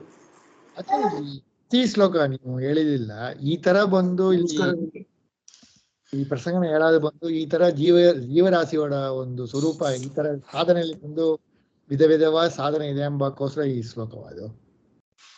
ಒಬ್ಬೊಬ್ಬರಿಗೆ ಒಂದೊಂದು ರೀತಿ ಸಾಧನೆ ಇರುತ್ತಲ್ಲ. ಜೀವರಾಶಿಗಳು ಭಿನ್ನ ಭಿನ್ನರಾಗಿದ್ದಾರೆ, ಅವರ ಯೋಗ್ಯತೆಗಳು ಭಿನ್ನ ಭಿನ್ನಗಳಾಗಿದ್ದಾವೆ. ಯಾರ್ಯಾರಿಗೆ ಏನೇನು ಯೋಗ್ಯತೆ ಇದೆಯೋ ಆ ಯೋಗ್ಯತಾನುಸಾರವಾಗಿ ಅವರವರ ಸಾಧನೆ ನಡೀಬೇಕು.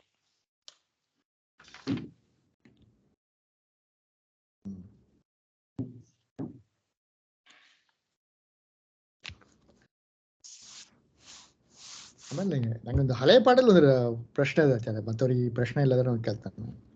ಯಾರಿಗೆ ಪ್ರಶ್ನೆ ಇಲ್ಲದ ಈ ಪಾಠದಲ್ಲಿ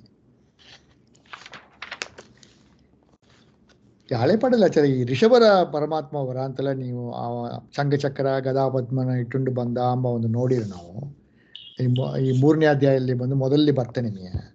ಆಗ ಒಂದು ಮಾತು ಬಂತು ನಿಮಗೆ ಬಂದು, ಈ ದೇವರೋಡ ಆಭರಣ ಒಂದು ಒಂದಾ ಲಕ್ಷ್ಮಿಯಾತ್ಮಕ ಇಲ್ಲ ಬಂದು ಏನು ಪರಮಾತ್ಮಕ ಮಗ, ಅಲ್ಲಿ ಬಂದು ಚೇತನ ಇದು ಅಚೇತನ ಎಂಬುದು ಇಲ್ಲವೇ ಇಲ್ಲ ಎಂಬ ಒಂದು ಮಾತು ಅಲ್ಲಿ ಬಂತು. ಹಾಗೆ ಅಂದ್ರೆ ಈಗ ಚಕ್ರ ಶಂಖ ಗದಾ ಪದ್ಮ ಖಡ್ಗ ಎಲ್ಲ ಬಂದು ಬಾಣ ಎಲ್ಲ ಬಂದು ಎಲ್ಲವೇ ಬಂದು ಬ್ರಹ್ಮದೇವರಿಗೆ ಕೌಸ್ತುಭ ಅಂತ ತಗೊಂಡ್ರೆ ಬ್ರಹ್ಮದೇವರು ಬಂದು ಆ ರೂಪದಲ್ಲಿ ಇದ್ದಾರೆ ಅಂದ್ರೆ ಬ್ರಹ್ಮದೇವರೇ ಬಂದು ಆ ಒಂದು ಶರೀರದಲ್ಲಿ ಆ ರೂಪದಲ್ಲಿ ಇದ್ದಾರೆ. ಅದು ಎರಡು ತರದ್ದು ಇರುತ್ತೆ ಅಂತ ಹೇಳಿದ್ರಲ್ಲ ನೀವೇ. ಕೆಲವು ಲಕ್ಷ್ಮ್ಯಾತ್ಮಕವಾದದ್ದು, ಕೆಲವು ದೇವತೆ ಅಭಿಮನ್ಯಮಾನವಾದದ್ದು, ನೋಡೋರಿಗೆ ಪ್ರಾಕೃತವಾದ ಆಭರಣಗಳಂತಾನೆ ಕಾಣಿಸ್ತದೆ. ಇಲ್ಲ ಅದು ಇಲ್ಲ. ನನ್ನ ಕ್ವಶ್ಚನ್ ಈ ಬ್ರಹ್ಮದೇವರು ಅಂದ್ರೆ ಬ್ರಹ್ಮದೇವರೇ ಅದೇ ಅದು ಜಡ ಸೊ ಆ ಎಲ್ಲ ನಾವು ದೇವ್ರ ಪೂಜೆ ಮಾಡೋದೆಲ್ಲ ಹಂಗದ ಚಿಂತನೆ ಮಾಡ್ಬೇಕ. ಈ ರೂಪ ಕೌಸ್ತುಭ ರೂಪ ಬ್ರಹ್ಮದೂಪರ ಅದೇ ರೂಪದಲ್ಲಿದ್ದು ಇದ್ದಾರೆ. ವನಮಾಲ ಅಂದ್ರೆ ಶ್ರೀದೇವಿ ಅದೇ ರೂಪದಲ್ಲಿದ್ದು ಆ ವನಮಾಲೆ ಇದ್ದಾಳೆ ಚಿಂತನೆ ಮಾಡ್ಬೇಕ ನಾವು. ಓಕೆ,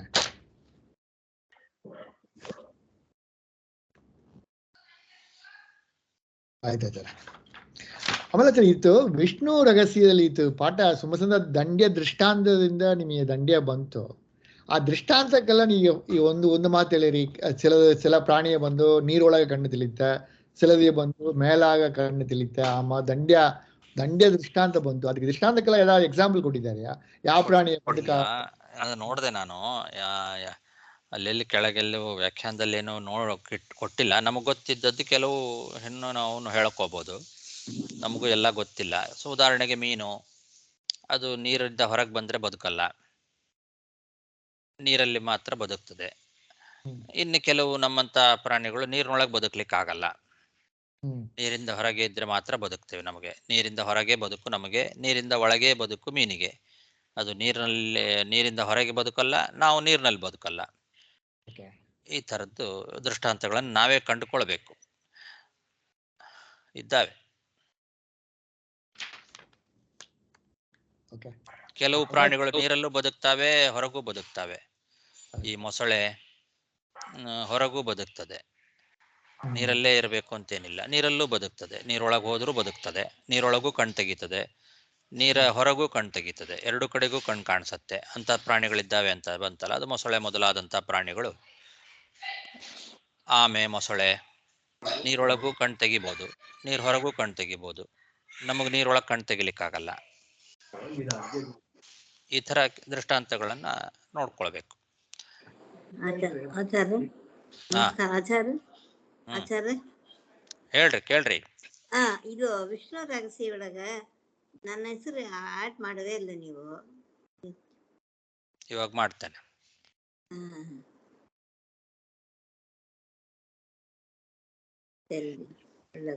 ಸರಿ ಆಚಾರ್ಯ, ಒಂದೇ ಲಾಸ್ಟ್ ಇವತ್ತು ಪಾಠದಲ್ಲಿ ಲಾಸ್ಟ್ ಶ್ಲೋಕದಲ್ಲಿ ಎಲ್ಲ ಅದು ವಿರುದ್ಧ ಎಲ್ಲ ಅರ್ಥ ಆಯ್ತು.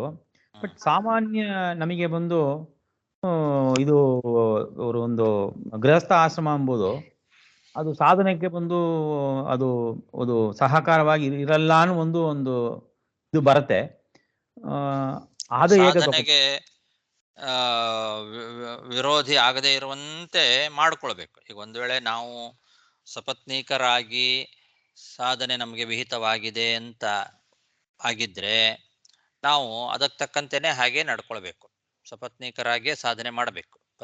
ಈಗ ಪತ್ನಿ ಸಮೇತರಾಗಿದ್ದೇವೆ ಅಂದಮೇಲೆ ನಾವು ಮೋಕ್ಷ ಸಾಧನದ ಮಾರ್ಗದಲ್ಲೇನೆ ಸಂಸಾರವನ್ನು ನಡೆಸಬೇಕು, ಇಬ್ಬರು ಒಟ್ಟಿಗೆ. ಓಕೆ. ಬಟ್ ಅದು ವಿದುಹು ಹೇಳಿದ ಮೇಲೆ ನಮಗೆ ಗೊತ್ತಾಗೋದಿಲ್ಲ ನಿಜ. ಆದ್ರೆ ಮಾಡ್ಕೊಂಡಾಯ್ತಲ್ಲ, ಈಗ ಮದುವೆ ಮಾಡ್ಕೊಂಡಾಯ್ತಲ್ಲ, ಆದ್ರಿಂದ ಅದೇ ಇರ್ಬೋದು. ಮದುವೆ ಆಗಿದೆ ಅಂದ ಮೇಲೆ ಜ್ಞಾನಿಗಳ ಸಂಕಲ್ಪ ನಮ್ಗೆ ಸಪತ್ನೀಕರಾದ ಸಾಧನೆ ಇರ್ಬೋದು. ಹಾಗಾಗಿ ಅದನ್ನ ಹಾಗೆ ಮುಂದುವರ್ಸ್ಕೊಂಡು ಹೋಗ್ಬೇಕು. ಓಕೆ. ಯಾರಿಗೆ ಮದುವೆ ಆಗೋದಿಲ್ವೋ, ಎಷ್ಟು ಪ್ರಯತ್ನ ಮಾಡಿದ್ರು ಮದುವೆ ಆಗೋದಿಲ್ಲ ಕೆಲವರಿಗೆ, ಅವರ ಸಾಧನೆನೇ ಹಾಗೆ ಅಂತ, ಭಗವತ್ ಸಂಕಲ್ಪನೆ ಹಾಗೆ. ಅವರಿಗೆ ಸಾಧನೆ ಸಪತ್ನೀಕರಾಗಿ ಸಾಧನೆ ವಿಹಿತ ಅಲ್ಲ ಅವರಿಗೆ. ಹಾಗಾಗಿ ಅವರು ಆ ರೀತಿಯಲ್ಲೇ ಸಾಧನೆ ಮಾಡ್ಕೊಂಡು ಹೋಗ್ಬೇಕು. ಅವರು ಯಾವುದನ್ನು ನಾವೇ ತೀರ್ಮಾನ ಮಾಡ್ಲಿಕ್ಕೆ ಬರೋದಿಲ್ಲ. ಭಗವಂತ ನೀನು ಅನುಗ್ರಹ ಮಾಡು, ನನ್ನ ಸಾಧನ ಮಾರ್ಗದಲ್ಲಿ ನನ್ನ ತೊಡಗಿಸು ಅಂತಿಷ್ಟೇ ಕೇಳ್ಕೊಳ್ಬೇಕು. ಅದಕ್ಕೆ ತಕ್ಕಂತೆ ಸಾಧನ ಮಾರ್ಗ ಯಾವುದು ಅದನ್ನು ತೋರಿಸ್ತಾನೆ. ಕೆಲವರಿಗೆ ವಿಹಿತವಾಗಿದ್ದರೆ ಮದುವೆ ಮಾಡಿಸ್ತಾನೆ, ವಿಹಿತವಲ್ಲದೆ ಇದ್ರೆ ಮದುವೆ ಮಾಡಿಸೋದಿಲ್ಲ. ಓಕೆ. ಬಟ್ ಮದುವೆ ಮಾಡಿಕೊಂಡ ಮೇಲೆ ಬಂದು ಮದುವೆ ಮಾಡ್ಕೊಂಡ ಮೇಲೆ ಭಗವಂತ ನಮಗೆ ಸಾಧನ ಮಾರ್ಗ ಇದು ಅಂತ ತೋರಿಸ್ಕೊಟ್ಟಿದ್ದಾನೆ ಅಂತ ತಿಳ್ಕೊಂಡು ಆ ನಿಟ್ಟಿನಲ್ಲೇ ಸಾಧನೆ ಮಾಡ್ತಾ ಹೋಗ್ಬೇಕು. ಸಪತ್ನೀಕರಾಗಿ ಸಾಧನೆ ಮಾಡಬೇಕು. ಗೃಹಸ್ಥಾಶ್ರಮದ ಸಾಧನೆ ಏನು ಹೇಳಿದ್ದಾರೆ ಆ ಮಾರ್ಗದಲ್ಲೇ ನಾವು ಗೃಹಸ್ಥ ಧರ್ಮವನ್ನು ಪರಿಪಾಲನೆ ಮಾಡಬೇಕು. ಓಕೆ ಓಕೆ ಆಚಾರ್ಯ. ಯಾಕಂದ್ರೆ ಈ ಶ್ಲೋಕ ಆಚಾರ್ಯರು ಇದಿಲ್ಲ ಅಂದ್ರೆ ನಮಗೆ ಒಂದು ಇದು ಅದೇ ದಾರಿ ತಪ್ಪಿಡುತ್ತೆ ಅದು. ಬಟ್ ಹಂಗ ಮಾಡಿಕೊಂಡ್ರು ಸಿಲಬಂದ್ರು ಬಂದು ದೇವ್ರ ಮೇಲೆ ಹೋಗೋದಿಲ್ಲ ಅಂದ್ರೆ ಇಲ್ಲಿ ಹೇಳ್ತಾರೆ, ರೈಟ್? ಸಿಲಬಂದ್ರು ಮದುವೆ ಮಾಡಿಕೊಂಡ್ರು ದೇವ್ರ ಪಕ್ಕ ಹೋಗೋದಿಲ್ಲ, ಅವರಿಗೆ ಬಂದು ಅಂತವರಿಗೆ ಬಂದು ಗುರುತಿರಿಯಾದ ಕಷ್ಟ. ಅದರ ಬಂದು ಅದೇ ಅದು ನಾವು ಯಾಕೆ ಆತರ ನಾವು ಅಂತ ಚಿಂತನೆ ಮಾಡ್ಕೋಬೇಕು. ಈಗ ಮೋಕ್ಷ ಯೋಗ್ಯ ಜೀವಿಗಳಲ್ಲದೆ ಇದ್ರೆ ಅಂತ ಅದು ಇದೆ. ಮೋಕ್ಷ ಯೋಗ್ಯ ಜೀವಿಗಳಲ್ಲ, ನಿತ್ಯ ಸಂಸಾರಿಗಳು ಅಂತಾಗಿದ್ರೆ ಅವರಿಗೆ ಅದು ಬಂಧಕವೇ ಆಗ್ತದೆ. ಸಂಸಾರ ಅಂತ ಅನ್ನೋದು ಬಂಧಕವೇ ಆಗ್ತದೆ. ಅದರಲ್ಲಿ ಮತ್ತೆ ಮತ್ತೆ ಮುಳುಗ್ತಾರೆ, ಮತ್ತು ತಾಪತ್ರಯಗಳಿಗೆ ಈಡಾಗ್ತಾರೆ. ಅದು ಯಾರಿಗೆ ಮೋಕ್ಷ ಯೋಗ್ಯ ಜೀವಿಗಳಲ್ಲದೆ ಇದ್ರೆ. ಒಂದ್ ವೇಳೆ ಮೋಕ್ಷ ಯೋಗ್ಯ ಜೀವಿಗಳಾಗಿದ್ದು ಅವರಿಗೆ ಸಪತ್ನೀಕರಾದ ಸಾಧನೆ ವಿಹಿತವಲ್ಲ ಅಂತಾಗಿದ್ರೆ ಆವಾಗ ಈ ಸಂಸಾರ ಅನ್ನೋದು ಬಂಧಕ ಆಗ್ತದೆ. ಅವ್ರು ಬಿಡಬೇಕು. ಅದು ಹೇಗೆ ಅಂತ ನಮಗ್ ಗೊತ್ತಾಗಲ್ಲ. ಆದ್ರೆ ಈಗ ಪಾಠ ಪ್ರವಚನಕ್ಕೆ ಬರ್ತೇವೆ, ಅದು ಒಂದು ನಮ್ಮನ್ನ ಸಲಿತಲ್ಲ. ಹಾಗೆ ನಾವು ಅದು ಒಂದು ಸೂಚನೆ ಇಲ್ಲವಾ? ದಂಡೆ ಬಂದ್ರು ಬರೋದಿಲ್ಲ, ರೈಟ್? ಪಾಠ ಪ್ರವಚನ ಬಂದು ನಾವು ಬರ್ತೇವು, ಅದು ಆಟೋಮೆಟಿಕ್ ಅದು ಬಂದು ಒಂದು ಸೂಚನೆ ಕೊಡೋದಿಲ್ಲ ಆಚಾರ, ಕೊಡ್ತಲ್ಲ? ಮೋಕ್ಷಯೋಗ್ಯ ಜೀವಿಗಳು ನಾವು ಅನ್ನೋದಕ್ಕೆ. ರೈಟ್. ಹೌದು. ಅಲ್ಲಲ್ಲ, ನಾನು ಹೇಳೋದು ಮೋಕ್ಷಯೋಗ್ಯ ಜೀವಿಗಳೇ ನಾವು. ಆದ್ರೆ ಸಪತ್ನೀಕರಾಗಿ ಸಾಧನೆ ವಿಹಿತವೋ ಅಥವಾ ಏಕಾಂಗಿಯಾಗಿ ವಿಹಿತವೋ? ಸಪತ್ನೀಯ ಇದ್ರೆ ನಮಗೆ ಬಂದು ವಿಹಿತಾಂಬಕ ಸೂಚನೆ ಪಾಠ ಪ್ರವಚನದಲ್ಲಿ ನಮ್ಮ ಮನಸ್ಸು ಲಯ ಆಗುತ್ತೆ. ನಾವು ನೋಡಿರ್ಲಿಲ್ಲ. ನಾವು ಇಬ್ರಿಗೂ ಇದ್ರೆ ಓಕೆ. ಹ್ಮ್ ಇಬ್ರು ಸಪತ್ನೀಕರಾಗಿ ಮೋಕ್ಷ ಮಾರ್ಗದಲ್ಲೇ ಸಾಧನೆ ಮಾಡಬೇಕು ಅಂತ ಅನ್ನೋ ಮನಸ್ಸು ಇಬ್ಬರಿಗೂ ಇದೆ, ಇಬ್ರು ಅದೇ ಸಾಧನೆ ಮಾರ್ಗದಲ್ಲಿ ಹೋಗ್ತಾ ಇದ್ದಾರೆ ಅಂತ ಆದ್ರೆ ಹೌದು ಅಂತ ಒಪ್ಪುಕೊಳ್ಬಹುದು. ಒಂದು ವೇಳೆ ಅವರಿಗೆ ಅದು ಬಂಧನ ಅಂತ ಅನಿಸ್ತಾ ಇದ್ರೆ, ಸಂಸಾರ ಅಂತ ಅನ್ನೋದು ನನಗೆ ಯಾವುದೇ ರೀತಿ ಸಾಧನೆ ಮಾಡ್ಲಿಕ್ಕೆ ಆಗ್ತಾ ಇಲ್ಲ, ಇದರಿಂದ ಮತ್ತು ನನಗೆ ತೊಂದರೆನೇ ಆಗ್ತಾ ಇದೆ ಅಂತ ಅನ್ನೋರು ಕೆಲವರು ಇರ್ತಾರೆ. ಅದು ತಾತ್ಕಾಲಿಕವಾಗಿರ್ಬೋದು ಅಥವಾ ಕೊನೆ ತನಕ ಅದೇ ಇದ್ರೂ ಇರ್ಬೋದು. ಒಂದು ಅಧ್ಯಯನ ಒಂದು ಚೂರು ಕೂಡ ಒಂದು ಪೂಜೆ, ಒಂದು ಸಂಧ್ಯಾ ವಂದನೆ ಕೂಡ ಮಾಡ್ಲಿಕ್ಕೆ ಆಗೋದಿಲ್ಲ ಈ ಸಂಸಾರದಿಂದ ಅನ್ನೋರು ಕೆಲವರಿದ್ದಾರೆ. ಅವರಿಗೆ ಶಾಸ್ತ್ರಾಧ್ಯಯನ ಮಾಡೋದಿರ್ಲಿ, ಒಂದು ಧರ್ಮ ಕಾರ್ಯ, ಒಂದು ಸಣ್ಣ ಧರ್ಮ ಕಾರ್ಯ, ದಿನೇ ದಿನೇ ಮಾಡಬೇಕಾದ ವಿಹಿತ ಕರ್ಮಾನುಷ್ಠಾನ ಕೂಡ ಮಾಡ್ಲಿಕ್ಕೆ ಆಗದೆ ಇರುವಂತಹ ಪರಿಸ್ಥಿತಿಯಲ್ಲಿ ಸಂಸಾರ ಅವರಿಗೆ ತೊಂದರೆ ಕೊಡ್ತಾ ಇರ್ತದೆ ಅಂತ ಇಟ್ಕೊಳ್ಳೋಣ ಕೆಲವರಿಗೆ. ಅಂಥವರ ಪ್ರಕಾರ ಅವರು ಸಾಧಾರಣವಾಗಿ ಮೋಕ್ಷಯೋಗ್ಯ ಜೀವಿಗಳು, ಆದರೆ ಅವರಿಗೆ ಸಪತ್ನೀಕರಾಗಿ ಸಾಧನೆ ವಿಹಿತ ಅಲ್ಲ ಅಂತಿರ್ಬೋದು. ಅಂಥ ಸಮಯದಲ್ಲಿ ಅವರು ಸನ್ಯಾಸಿಗಳಾಗಬೇಕು. ಸನ್ಯಾಸಿಗಳಾದ್ರೆ ಅದು ಸನ್ಯಾಸಿಗಳಾಗಬೇಕು ಅಂದ್ಕೊಳ್ಳೆ ಹಂಗೆ ಆಗ್ಲಿಕ್ಕೂ ಬರೋದು ಇಲ್ಲ. ಜವಾಬ್ದಾರಿ ಇದೆ. ಮದುವೆ ಮಾಡ್ಕೊಂಡು ಕೂಡಲೇ ಅದಕ್ಕೊಂದು ಜವಾಬ್ದಾರಿ ಅಂತಿದೆ. ಅದನ್ನ ಲೌಕಿಕವಾಗಿ ಏನು ನಿಭಾಯಿಸಬೇಕು ಅದು ನಿಭಾಯಿಸಲೇಬೇಕು. ಒಂದು ಹಂತದವರೆಗೆ ಜವಾಬ್ದಾರಿಯನ್ನೆಲ್ಲ ಕಳ್ಕೊಂಡ ಮೇಲೆ ಸನ್ಯಾಸಿ ಆಗ್ಬೋದು. ಕೂಡಲೇ ಸನ್ಯಾಸಿ ಆಗ್ಲಿಕ್ಕೆ ಆಗೋದಿಲ್ಲ, ಅವಾಗ ಅದು ಅನುಭವಿಸ್ಲೇಬೇಕು. ಬಟ್ ಆದ್ರೆ ಇದು ಓದಿದ್ರೆ ನಮಗೆ ಸ್ವಲ್ಪ ಒಂದು ತಿಳಿಯತ್ತೆ ನಾವು ಹಂಗೆ ಅಲ್ವಾ. ಅದು ನಾವು ಅದಕ್ಕೆ ಆ ಪರಿಸ್ಥಿತಿಗೆ ತಕ್ಕಂತೆ ನಾವು ಭಗವಂತನ ಆರಾಧನೆ ಮಾಡ್ತಾ ಹೋಗಬೇಕು, ಸಾಧನೆ ಮಾಡ್ತಾ ಹೋಗಬೇಕು. ಅವಾಗ ನಮಗೆ ಮಾರ್ಗದರ್ಶನ ಮಾಡ್ತಾನೆ ಭಗವಂತ. ಒಳಗ್ ಕೂತು ಗುರುಗಳು ಅದನ್ನ ಪ್ರೇರಣೆ ಮಾಡ್ತಾರೆ. ಅದಕ್ಕೆ ಒಳಗಿಂದು ಸಾಕ್ಷಿ ಅಂತ, ಇಂಟ್ಯೂಷನ್ ಅಂತೀವಲ್ಲ, ಅದು ನಮಗೆ ಹೊಳಿತದೆ. ಅದನ್ನ ಭಗವಂತ ತೋರಿಸ್ಕೊಡ್ತಾನೆ ಮಾರ್ಗ. ನಿನಗೆ ಈ ಮಾರ್ಗದಲ್ಲಿ ಸಾಧನೆ, ಇದರಲ್ಲಿ ಮುಂದುವರಿ ಅಂತ ಅದಕ್ಕೆ ತಕ್ಕಂತೆ ಅನುಕೂಲಗಳನ್ನು ಮಾಡಿಕೊಟ್ಟು ಅದರಲ್ಲಿ ಪ್ರೇರಣೆಯನ್ನು ಕೊಡ್ತಾನೆ ಭಗವಂತ.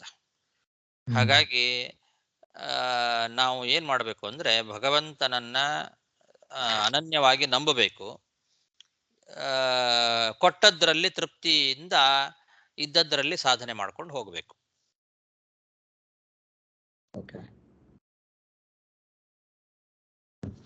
ಇವನ್ ಈ ನಾಭಿರಾಜನೋಡ ಪ್ರಸಂಗ ತಗೊಂಡ್ರೆ ಕೂಡ ಬ್ರಹ್ಮದೇವರೇ ಬಂದು ಅಪ್ಸರಸ್ತ್ರೀಯನ್ನು ಕೊಟ್ಟಿಸ್ತಾರಂದ್ರೆ ಅವನಿಗೆ ಬಂದು ಸಂಸಾರ ಓಡದ ಅವನಿಗೆ ಸಾಧನೆ ರೈಟ್ ಅಲ್ವಾ?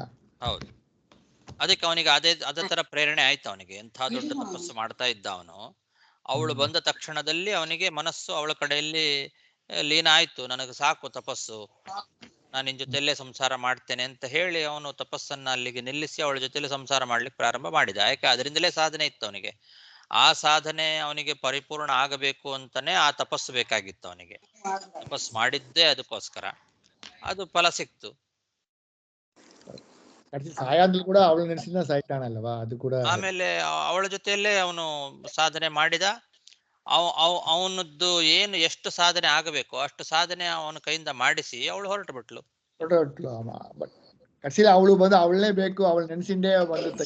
ಕರೆಕ್ಟ್. ಅದು ಮೋಹ ಇರ್ತದಿಲ್ಲ ಅಂತಲ್ಲ, ಆದ್ರೆ ಅವನ ಸಾಧನೆ ಅಂತೂ ಅದು ಸಾಧನೆಗೆ ತೊಂದರೆ ಏನಾಗ್ಲಿಲ್ಲ, ಅಡ್ಡಿ ಏನಾಗ್ಲಿಲ್ಲ. ಅವಳು ಬಂದದ್ರಿಂದ ಅನುಕೂಲವೇ ಆಯ್ತು. ಅನುಕೂಲ ಮಾಡ್ಲಿಕ್ಕೆ ಬಂದವಳು. ಸಾಧನೆಯನ್ನ ಮಾಡಿಸಿ ಪೂರ್ಣ ಅವನ ಯೋಗ್ಯತಾನುಸಾರ ಸಾಧನೆ ಮಾಡಿಸಿ, ಇನ್ನು ನೀನು ಏಕಾಂಕಿಯಾಗಿ ಸಾಧನೆ ಮಾಡಬೇಕು, ನೀನು ಹೋಗು ಅಂತ ಬಿಟ್ಟು ಹೋದ್ಲು. ಆಮೇಲೆ ಅವನು ವಾನಪ್ರಸ್ಥನಾಗಿ ಕಾಡಿಗೆ ಹೋಗಿ ತಪಸ್ಸು ಮಾಡಿದ, ಮಕ್ಕಳಿಗೆ ರಾಜ್ಯಭಾರ ವಹಿಸ್ಕೊಟ್ಟು. ಅವನಿಗೆ ಎಲ್ಲೂ ಕೂಡ ಸಾಧನೆಗೆ ಭಂಗ ಬರಲೇ ಇಲ್ಲ. ಅವನ ಸಾಧನೆನೇ ಹಾಗಿತ್ತು. ವೃಷಭನನ್ನ ಜಗತ್ತಿಗೆ ಕೊಡೋದೇ ದೊಡ್ಡ ಸಾಧನೆ. ಅದಕ್ಕೋಸ್ಕರನೇ ಅವಳು ಬರಬೇಕಾಗಿತ್ತು.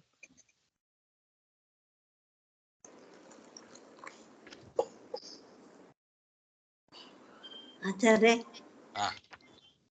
ನಂಗೆ ಅವರು ಈಗ ಮಾತಾಡಿರಲ್ಲ, ಅವರು ರೆಕಾರ್ಡಿಂಗ್ ಇಟ್ಟಿದ್ದಾರೆ, ಫುಲ್ ರೆಕಾರ್ಡಿಂಗ್ ಅವರು ಕೇಳಿ. ಇಲ್ಲ ರೀ, ಫುಲ್ ರೆಕಾರ್ಡಿಂಗ್ ಅಂತ ಇಲ್ಲ, ಫುಲ್ ರೆಕಾರ್ಡಿಂಗ್ ಇಲ್ಲ. ಯಾರತ್ರ ಇಲ್ಲ ಅನ್ಸುತ್ತೆ ಮೋಸ್ಟ್ಲಿ. ಪದ್ಮನಾಭ ಅವರು 4 ಸ್ಕಂದ ಇದುವರೆಗೆ ಇಟ್ಟಿದ್ದೀರಾ ಹೆಂಗ್? ಅದೇ ಇಲ್ಲ. ಪದ್ಮನಾಭ ಅವ್ರು ಮಾಡ್ತಾ ಇದ್ದಾರೆ ದಿನ ರೆಕಾರ್ಡಿಂಗ್, ಅವ್ರೇನಾರು ಇಟ್ಕೊಂಡಿದ್ದಾರೆ ಅದು- ಕೇಳಿ. ಹಾ ಪದ್ಮನಾಭ ಇಲ್ಲ ಗುರುಗಳೇ. ಹಾ ಸಿಕ್ಕಾಪಟ್ಟೆ ಸ್ಟೋರೇಜ್ ಕೆಪಾಸಿಟಿ ತುಂಬಾ ಜಾಸ್ತಿ ಆಗತ್ತೆ, ಅದಾಗ್ಲಿಲ್ಲ ಅದ್ ಕಡೆಗೆ. ನನಗೆ ಹಾ. ಒಂದೇ ಸರ್ಗನೇ ಪೂರ ಆಗ್ಲಿಲ್ಲ ಅದು. ಮೊದಲನೇ ಇದು ಸಿಕ್ಕಾಪಟ್ಟೆ ಅದು ಇದು ವಿಡಿಯೋ ಅಂತ ಆಗುತ್ತೆ, ಆಡಿಯೋ ಅಂತ ಆಗಲ್ಲ, ರೆಕಾರ್ಡಿಂಗ್ ಇದು. ಹಾಗಾಗಿ ಹಾ. ಸ್ಪೇಸ್ ತುಂಬಾ ಅಡಿಯಾಗ್ತಿತ್ತು ಗುರುಗಳೇ. ಗುರುಗಳೇ, ನಂದು ಬಂದು ಮೂರನೇ ಬಂದು ಕೊನೆಯಲ್ಲಿ ಒಂದು 3 ಸ್ಕಂದ ಇದೆ, 3 ಅಧ್ಯಾಯ ಇದೆ, 4 ಸಂಪೂರ್ಣವಾಗಿದೆ, 5 ಬಂದು ಇದು ಮುಟ್ಲು ನಡೆಸಿದ ಮುಟ್ಲು ಫುಲ್ಲ ಇದೆ. ಇದೆಯಾ ರೆಕಾರ್ಡಿಂಗ್ ಇದೆಯಾ? ಇದೆ 4 ಫುಲ್ಲ ಇದೆ, 5 ಬಂದು ಇದು ಮುಟ್ಲು ನಡೆಸಿದ ಮುಟ್ಲು ಇದೆ, 3ನೇದಲ್ಲಿ ಕೊನೆಯದು 3 ಅಧ್ಯಾಯವೋ 4 ಅಧ್ಯಾಯವೋ ಇದೆ. ಓಹೋ, ಅಂದ್ರೆ ನೀವು ಪಾಠಕ್ಕೆ ಬಂದಾಗಿಂದ ಇಲ್ಲಿವರೆಗೂ ಎಲ್ಲಾ ಮಾಡ್ಕೊಂಡು ಇಟ್ಕೊಂಡಿದ್ದೀರಿ ಸ್ಟೋರ್? ನಾ ಥರ್ಡ್ ಜಾಯಿನ್ ಮಾಡಿದೆ, ಥರ್ಡ್ ಎಂಡಿಂದ ಇದೆ. ಪರವಾಗಿಲ್ಲ ಒಳ್ಳೆ. ಅದೆಲ್ಲ ಸ್ಟೋರೇಜ್ ಯಾವ್ದ್ರಲ್ಲಿ ಇಟ್ಕೊಂಡಿದ್ದೀರಿ? ನನ್ ಲ್ಯಾಪ್ಟಾಪ್ ಇದ್ರೆ ಕಂಪ್ಯೂಟರ್ಲಿ ಅಷ್ಟೊಂದು ಸ್ಟೋರೇಜ್ ಇದೆಯಾ? ತುಂಬಾ ಇದೆ ನಂದು 2 ಟೆರಾಬೈಟ್. ಓಹೋ ಸರಿ. ಅದು ಐಪ್ಯಾಡ್ಲೆ ಮಾಡಿ ಇಟ್ಟುಕೊಂಬಂದ? ಐಪ್ಯಾಡ್ಲೆ ಮಾಡಿಟ್ಟು ಬಂದ. ನಿಮ್ಮ ಕೆಪಾಸಿಟಿ ಎಷ್ಟು ನೋಡ್ಬೇಕು. ಸರಿ ನಾನು ನೋಡಿ ಹೇಳ್ತಾನೇನ್ರಿ ನಿಮಗೆ, ನಂಗ ಕಳ್ಸಿತೀರಾ ನೀವು? ಕಳಿಸ್ಲಿಕ್ಕೆ ಆಗಲ್ಲ ರೀ, ಇಲ್ಲ ಗುರುಗಳೇ, ಇದು ಬಂದು ಯಾರು ಕಾಮನ್ ಆಗಿ ಗೂಗಲ್ ಡ್ರೈವ್ ಯಾರು ಪೇಮೆಂಟ್ ಮಾಡಿ ಇಟ್ಕೊಂಡಿದ್ರು ಅಂದ್ರೆ ಅದ್ರೊಳಗೆ ಹಾಕಿ ಶೇರ್ ಮಾಡುವಂದು. ಹಾಕಿ ಶೇರ್ ಮಾಡುವ. ಕರೆಕ್ಟ್. ಹೌದು. ಇಲ್ಲ ಅಂದ್ರೆ ಡೈರೆಕ್ಟ್ ಆಗಿ ಹೋಗಿ ನೀವೊಂದು ಇದನ್ನ ತಗೊಂಡು ಹೋಗಿ, ಸ್ಟೋರೇಜ್ ಯಾವ್ದಾರು ಒಂದು ತಗೊಂಡು ಹೋಗಿ ಅದ್ರಲ್ಲೇ ಮಾಡ್ಕೊಂಡು ಬರೋದು ಒಳ್ಳೇದು. ಇಲ್ಲ ಅದು ಮಾಡುವಾಗ, ಇಲ್ಲಾಂದ್ರೆ ನಾರಾಯಣನ್ ಏನಾರು ಗೂಗಲ್ ಡ್ರೈವ್ ಇಟ್ಟಿರ್ತಾರೆ ಅಂತ ಕೇಳ್ರಿ, ಇಲ್ಲಾಂದ್ರೆ ಅವ್ರದ್ದು ಕೂಡ ಶೇರ್ ಮಾಡ್ತೀನಿ. ಅಲ್ಲ, ಡ್ರೈವ್ ಅಲ್ಲೂ ಕೂಡ ಇಷ್ಟೊಂದು ಕೆಪಾಸಿಟಿ ಬರೋದು ಡೌಟ್ ಅನ್ಸುತ್ತೆ ನನಗೆ ಯಾಕೋ. ಇಲ್ಲ ಪೇಮೆಂಟ್ ಮಾಡಿದ್ರೆ ಪೇಮೆಂಟ್ ಮಾಡಿದ್ರೆ ಪೇ ಮಾಡಿ ಅದು ಬಂದು ಎಷ್ಟು ಬೇಕಾದ್ರೆ ಇಟ್ಟು ನೀವು. ಕರೆಕ್ಟ್. ಐಪ್ಯಾಡ್ಲೇ ಇಟ್ಕೊಂಬಂದಿಲ್ವಾ? ನೋಡ್ತೇನೆ ನಾನು ಗೂಗಲ್ ಡ್ರೈವ್ ಏನ್ ಚಾರ್ಜ್ ಮಾಡ್ತಾನೆ ನೋಡ್ತೇನೆ ನಾನು, ನೋಡಿಟ್ಟು ಸರಿ ಗುರು, ಸರಿ ನಾರಾಯಣ. ಓಕೆ, ಹೇಳಿ. ನಿಮ್ಮ ಹೆಸರೇನ್ರಿ? ನನ್ನ ಹೆಸರು ಕೃಷ್ಣಾಚಾರ್. ಕೃಷ್ಣಾಚಾರ್. ಸರಿ. ನಾಳೆ ನೀವು ನಾಳೆ ಕೇಳಿಟ್ಟು ಹೇಳಿ, ನಾಳೆ ಕ್ಲಾಸ್ ನಾ ಮಾತಾಡ್ತೇನೆ. ಆಯ್ತಮ್ಮ, ಆಯ್ತು. ಒಳ್ಳೇದು. ಧನ್ಯವಾದಗಳು. ನಮಸ್ಕಾರ ಆಚಾರ್ಯ. ಹರೇ ನಮಃ. ಹರೇ ನಮಃ. ನಮಸ್ಕಾರ ಆಚಾರ್ಯ. ಹರೇ ನಮಃ.